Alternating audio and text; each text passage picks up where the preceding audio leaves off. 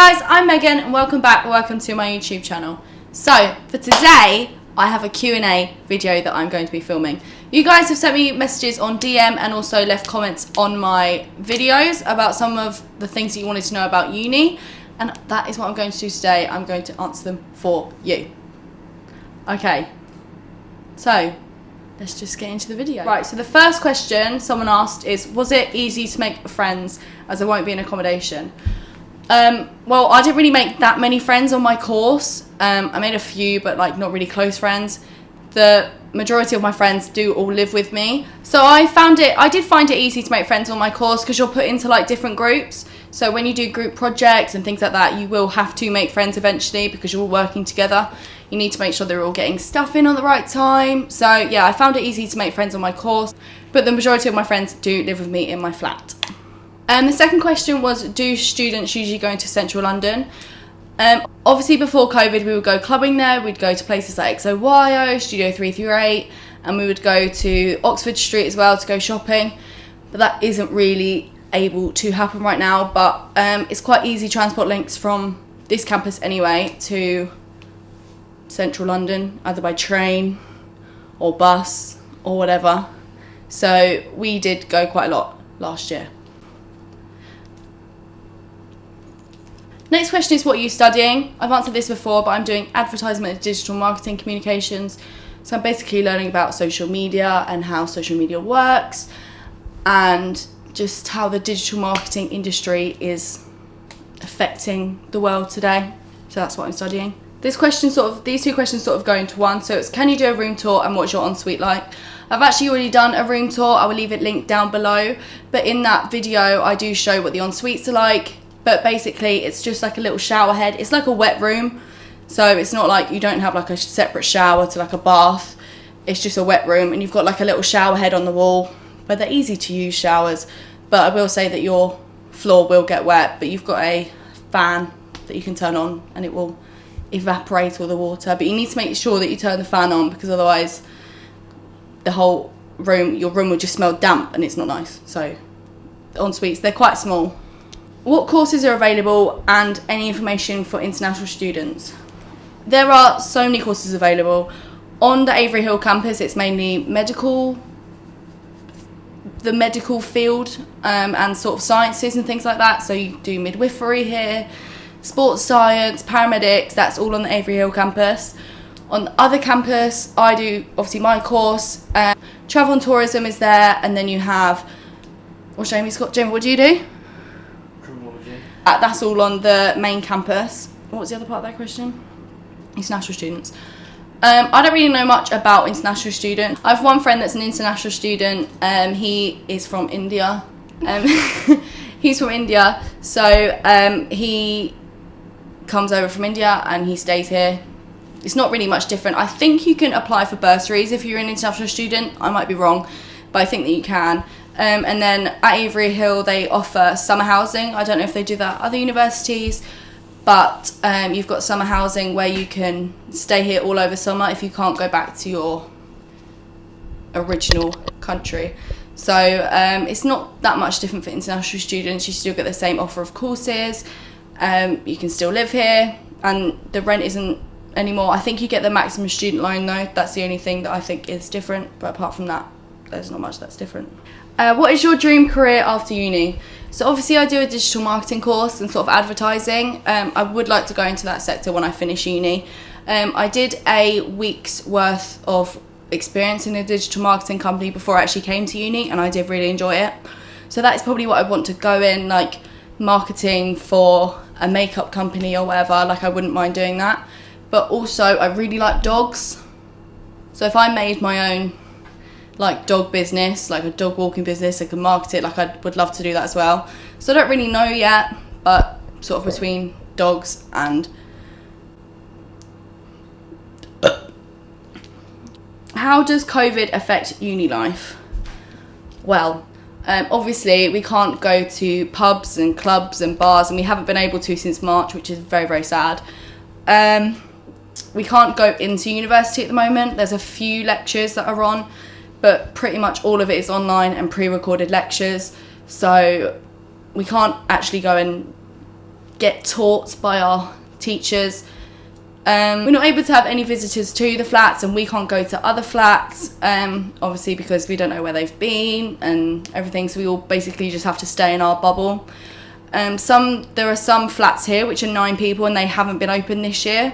So last year we lived in a flat that had 9 people in it, but they haven't been open this year. The maximum is obviously 6 people, and I live in a 6-person flat. The bus from here to Greenwich, when I do have lectures there, you're not allowed to have, the bus obviously can't be full, so, and you have to wear masks and everything, and just basically normal COVID rules. I think the main thing for university students, especially for freshers, I feel bad for this year because they're not able to go out and like do the uni lifestyle by going out to clubs and bars and everything like that. So that's the main thing that's affected uni life this year. What are the rent prices and average cost of living?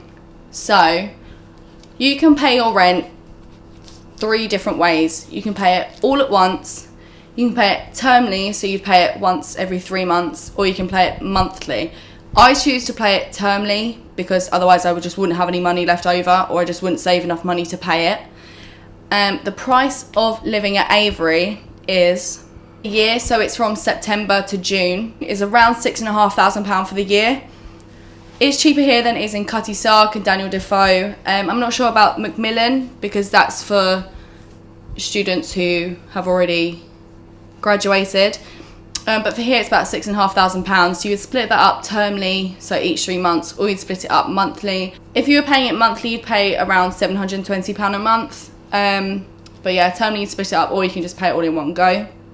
And the average cost of living, it sort of depends on like who you are really. So I drive, so I not only have food bills to pay, but I also have like my car insurance, petrol and things like that to pay as well. Phone bill, of course. But I'd say probably about a week I'd spend about £30 on food, and that would last me for the whole week pretty much. That's not including like if you get takeaways and things like that. You do have like Uber Eats and Deliveroo and Just Eat and things here, so you can get food delivered if you want. So I'd say about £30 a week, and then obviously anything else that you have like going out or into your account for the week/month. Someone said, I'm looking to study midwifery, will I ever be on the main campus? I think that you would probably just be studying on this campus, because this campus is all like sciences, nursing and things like that. You might have maybe a tutorial, but it just depends. Lecturers they might be on the campus like 1 week, and then they might be on this campus, so it just completely depends if you're going to be on the main campus or here. But I'm pretty sure midwifery and the sciences and nursing and things like that is all on the Avery Hill campus. So if you are looking to study midwifery, it's so much easier to just live on the Avery Hill campus, because if you have lectures at 9 AM, you can just literally wake up at 8:30 and go to them. So it'd be better and more convenient for you if you lived on the Avery Hill campus. The next question is, was the room already painted when you moved in, and do you feel safe? So yes, all the rooms are painted literally just white. It's already painted. You don't get a choice. If you want a pink room, you don't get a choice of that. You get a white room, and then different buildings have different coloured curtains. So my curtains last year at Tudor were red, and the floor was red. And the curtains were red. What were they? The floor? Yeah, the carpet's like red. What is it now? Red. Oh. Okay. So yeah, last year when I lived in Tudor, the curtains were red and the carpet's red, and it's the same this year. So you don't get to choose that. Some rooms are blue as well, so you don't get to choose at all. Everything's just painted white, and then you can sort of decide how you want to make your room. If you want to make your room look nice, or if you just want to leave it plain, it's completely up to you. Some people do have pin boards that aren't painted white, and they are like the corkscrew boards, but I don't have that. Mine's painted white, but obviously again you don't get to choose that.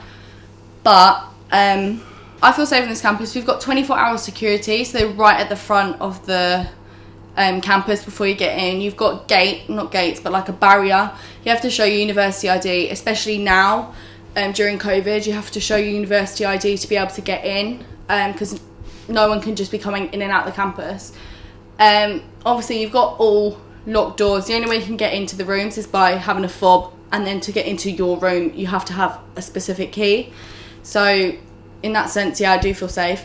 Although the park right next to it, I do hear some weird noises from it at night, but that's probably just, you know, foxes mating and things like that. But yeah. And the last question, moving on from that one, is do we get to decide your dorms? Yeah, you do. You get to choose what building you're in. You get to choose what... Well, it depends. If all of the rooms are gone, then obviously you can't live in that flat. But you can choose what flat you want to live in and then what room letter. So last year I chose G. This year I chose D. There's no difference really. Although, saying that, the person who lives right next to the door in this flat has a very big room. So... yeah, but basically you just get lettered doors. You get the flat number and the letter of your exact room, and that's what you're able to choose that if you want to. Thank you guys so much for watching. Make sure you subscribe, like and comment on the video. Let me know what videos you want to do next, and I will see you in my next one. Bye.